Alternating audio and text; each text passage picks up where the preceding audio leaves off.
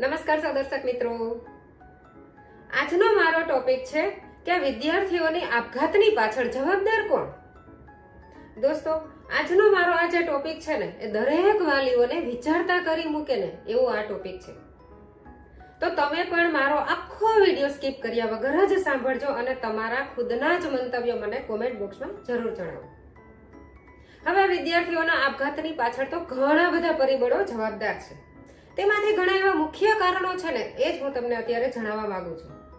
જેમ કે આ નાના પડદે કે મોટા પડદે હિંસક અને વલ્ગર દર્શાવાતી વેબ સિરીઝ અને ફિલ્મો. તેવી જ રીતે પહેલા સંયુક્ત પરિવાર હતા અને હવે વિભક્ત પરિવાર થયા.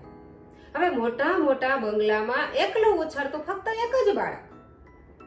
તેવી જ રીતે આ બાળકોનો ઉછેર આયા કે નોકરોના હાથે થતો હોય છે અને માતા પિતાનો વધુ પડતો લાડ પ્યાર હોય છે.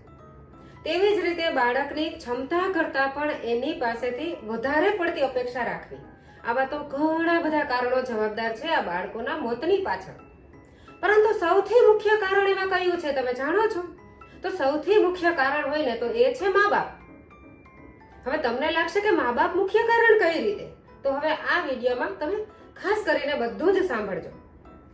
કારણ કે બાળક હજી નાનું હોય કે સમજણું થયું હોય ને ત્યારથી જ એમના પેરેન્ટ્સ જાતની કોમ્પિટિશનમાં બાળકને ધકેલી દેતું હોય છે. અને પાડોશના છોકરાઓ કે સ્કૂલના છોકરાઓ હોય ને બસ સતત એમની સરખામણી જ કર્યા કરશે.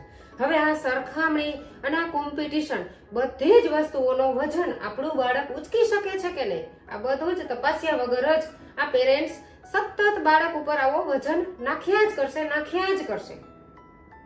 ખરેખર આ વ્યાજબી છે કે નહીં તમે આજે ખુદે તપાસજો અને તમે ખુદ જાણજો. જરા તમે વિચારો કે ભગવાને બધા જ બાળકોમાં ખામી અને ખૂબી બંને નાખ્યા છે, તો પછી તમારે એ જે પેરેન્ટ્સ તમારા બાળકમાં ખામી કઈ છે અને ખૂબી કઈ છે એ જ તપાસવાનું છે. હવે બાળકમાં જે ખૂબીઓ છે ને એને તમારે બહાર લાવવાની છે.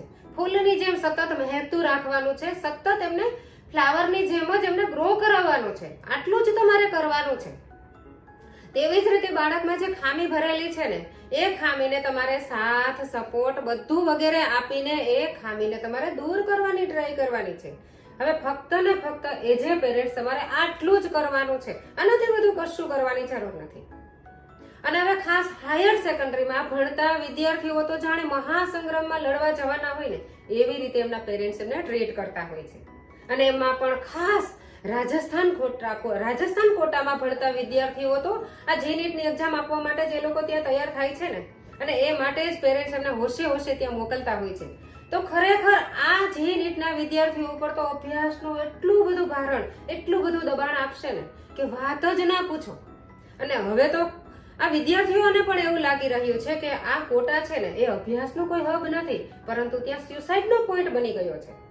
અને એટલે જ કદાચ આ સુપ્રીમ કોર્ટે આ કોટા આત્મહત્યા કેસમાં આ ક્લાસીસ વાળાને જવાબદાર ગણાવ્યા નથી અને ફક્ત ને ફક્ત પેરેન્ટ્સને જ જવાબદાર ઠેરવ્યા છે. કારણ કે બાળકની ક્ષમતા કરતા પણ વધુ એમની પાસેથી અપેક્ષા રાખવી ને એટલે બાળક સ્યુસાઇડ તરફ જ વળે છે અને સ્યુસાઇડ કરવા માટે મજબૂર બની જાય છે. તો દોસ્તો, ખરેખર આ ગંભીર પ્રશ્ન દરેકના ઘરમાં આજુબાજુ ગમે તે જગ્યાએ સોસાયટીમાં બધે જ હશે. અને હવે આ ગંભીર પ્રશ્નનો હલ પણ દરેક પેરેન્ટ્સ પાસે જ છે. હવે કેવી રીતે છે ને એ જ આપણે આજે જોવાનું છે. હવે દરેક પેરેન્ટ્સે પોતાના બાળકના ખુદ કાઉન્સેલર બનીને બાળકની અંદર કેટલી ક્ષમતા છે, કેવી રુચિ છે, આ બધું જ તપાસવાની જરૂર છે. હવે બાળકની અંદર ક્ષમતા કઈ છે, એમનામાં વાંચવાની, ભણવાની કે કોઈ બીજી એક્ટિવિટી કરવાની ક્ષમતા છે, એમને કઈ વસ્તુ ગમે છે, શું નથી ગમતું, બધું જ તપાસ કરવાની જાતે જરૂર છે. અને બાળકને વધુ પડતા લાડ પ્યાર કરવાના બદલે એમને સાથ, સહકાર, સલાહ અને સમજૂતી સમયાંતરે આપતા જ રહેવું જોશે. જો ખરેખર આટલું જ અને આટલું જ પેરેન્ટ્સ કરશે ને તો કોઈ બાળકને ક્યારેય કોઈ તકલીફ, મુશ્કેલી કે નાની મોટી મૂંઝવણ કાંઈ પણ હશે ને તો તરત જ એમના પેરેન્ટ્સને કહેતા જરા પણ અચકાશે નહીં. કારણ કે એ એમના પેરેન્ટ્સને ત્યારે કોઈ બીજી વસ્તુ સમજશે નહીં. એમને એવું જ લાગશે કે મારા પેરેન્ટ્સ આજે મને સમજી જશે અને મને એમાંથી કોઈક રસ્તો આપશે, કાંઈક તો એમાંથી રસ્તો મને મળશે. તેથી કરીને બાળક એમના પેરેન્ટ્સની સામે ખુલ્લેઆમ સરસ સારી રીતે વાત કરશે, એ જરા પણ અચકાશે નહીં. અને ખાસ કરીને આવા અંતિમ કોઈ પગલાં તો ભરશે જ નહીં. તો ખાસ તમારે તમારા બાળક માટે આવા કાઉન્સેલર બનીને સાથ, સલાહ, સહયોગ વગેરે સમયાંતરે આપતા જ રહેવું જોશે. દોસ્તો, ખરેખર જો તમને અમારો વિડીયો ગમે ને તો દરેક પેરેન્ટ સુધી પહોંચાડવાની ખાસ ટ્રાય કરજો. ધન્યવાદ.